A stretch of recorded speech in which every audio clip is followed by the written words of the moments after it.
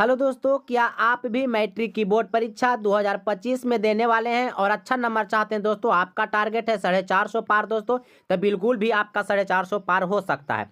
दोस्तों, मैं आज की इस वीडियो में मोस्ट वीवीआई ऑब्जेक्टिव क्वेश्चन कराने वाला हूं दोस्तों, सोशल साइंस का, हिस्ट्री का। दोस्तों चलिए दोस्तों, फर्स्ट नंबर सवाल रहा आपके स्क्रीन पे। कहा गया इटली तथा जर्मनी वर्तमान में किस महादेश के अंतर्गत आते हैं? अगर किसी मेरे शेर बहादुर साथियों का पता रहेगा आंसर तो कमेंट बॉक्स में जरूर बताइएगा।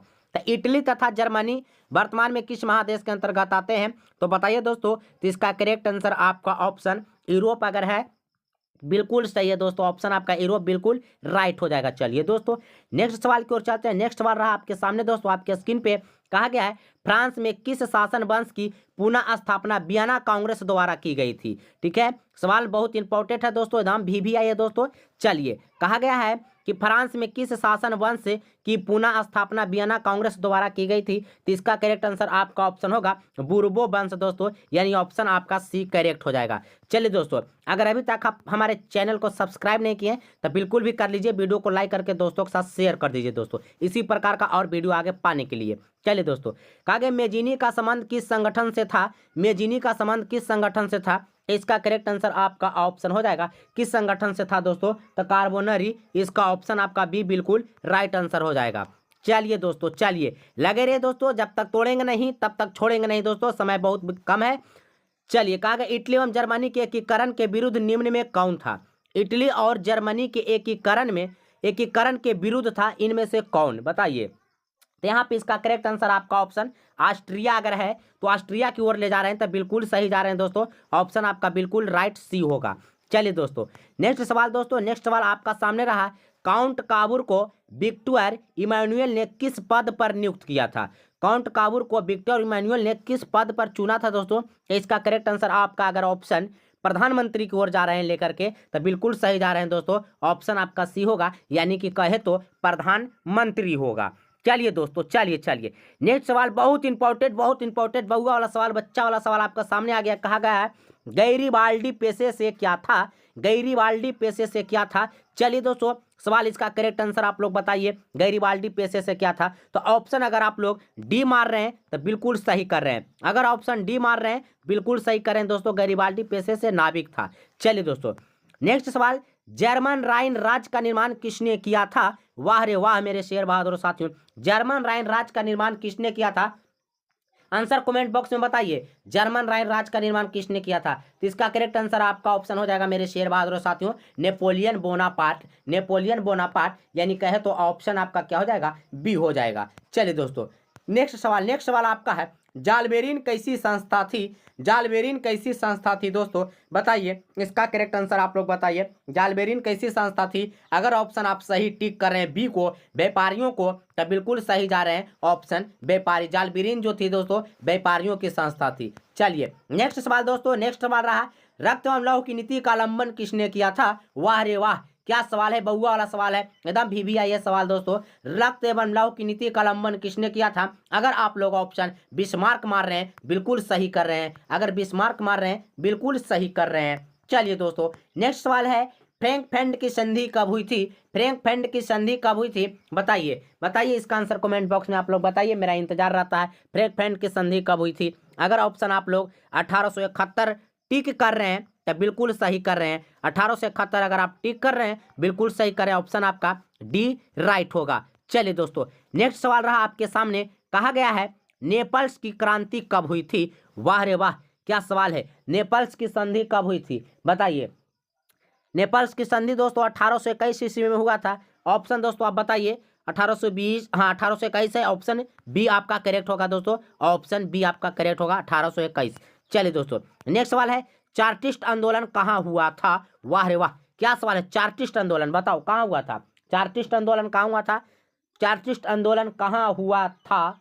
इंग्लैंड ऑप्शन में है, कहिएगा जी सर, बिल्कुल डी है सर। चलिए आगे देखें, चार्टिस्ट आंदोलन इंग्लैंड में हुआ था। यूनान को एक राष्ट्र, सॉरी क्वेश्चन को ध्यान से पढ़िए। कहा गया है यूनान को एक स्वतंत्र राष्ट्र घोषित किया गया था कब? यूनान को एक स्वतंत्र राष्ट्र घोषित कर दिया गया था, बताइए कब? बताइए, इसका आंसर बताइए, 1835, 1832, 1842, 1830, तो 1832। चलिए दोस्तों, नेक्स्ट सवाल की ओर। नेक्स्ट सवाल है, कार्बोनारी कार्बोनरी संगठन किस वर्ष हुआ था? कार्बोनरी संगठन किस वर्ष हुआ था बताइए?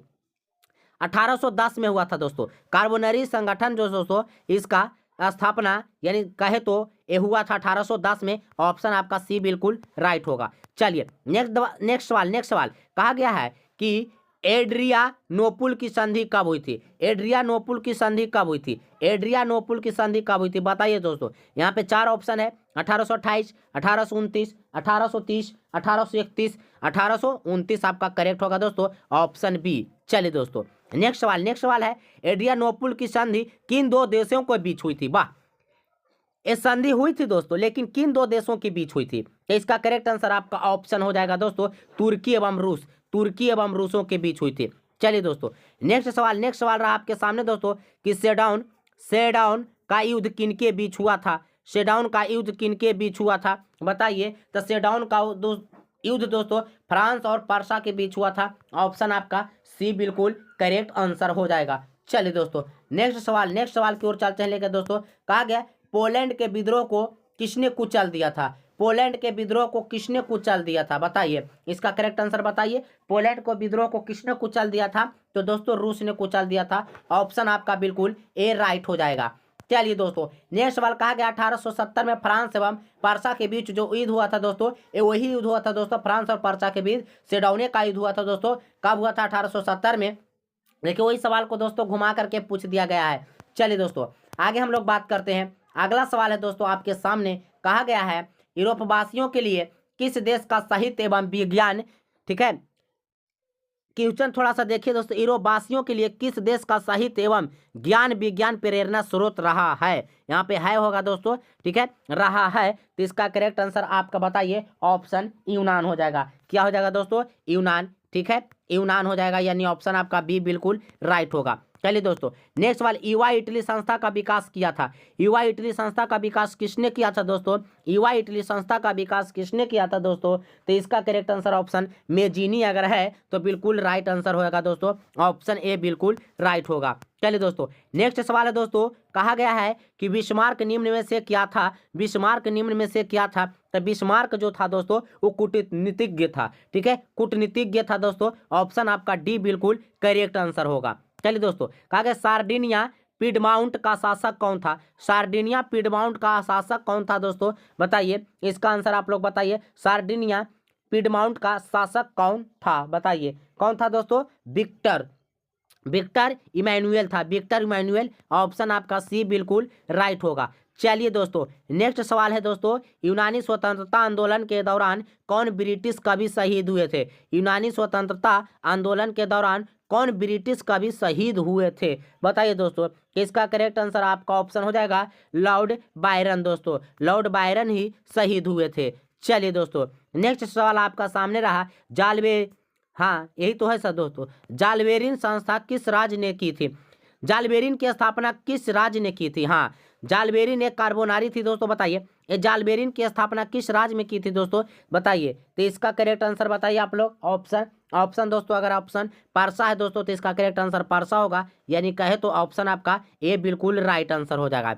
चलिए दोस्तों नेक्स्ट सवाल है दोस्तों। कहा गया हंगरी की भाषा क्या थी? हंगरी की भाषा क्या थी दोस्तों? तो हंगरी की भाषा मैग्यार थी दोस्तों। ऑप्शन आपका बी बिल्कुल राइट होगा। चलिए दोस्तों नेक्स्ट सवाल की ओर चलते हैं दोस्तों। कहा गया है आपका सामने यूनान के स्वतंत्रता संग्राम में किसकी पराजय हुई थी? यूनान के स्वतंत्रता संग्राम में किसकी पराजय हुई थी दोस्तों बताइए? यहाँ पे किसकी हार हुई थी? तो तुर्की की हार हुई थी दोस्तों। किसकी हार हुई थी मेरे शेर बहादुर साथियों? तो तुर्की की हार हुई थी। चलिए दोस्तों नेक्स्ट सवाल रहा दोस्तों, मरियान किस देश के राष्ट्रवादी, मरियान किस देश के राष्ट्रवाद की प्रतीक थी दोस्तों? ठीक है, मरियान जो किस देश के राष्ट्रवाद की प्रतीक थी? तो इसका करेक्ट आंसर आप बताइए। इसका करेक्ट आंसर ऑप्शन आपका फ्रांस होगा दोस्तों, यानी ऑप्शन आपका ए बिल्कुल राइट होगा। चलिए दोस्तों नेक्स्ट सवाल आपका सामने रहा। कहा गया है दोस्तों कि यूरोपीय सभ्यता का पालना किसे कहा जाता था? यूरोपीय सभ्यता का पालना किसे कहा जाता था दोस्तों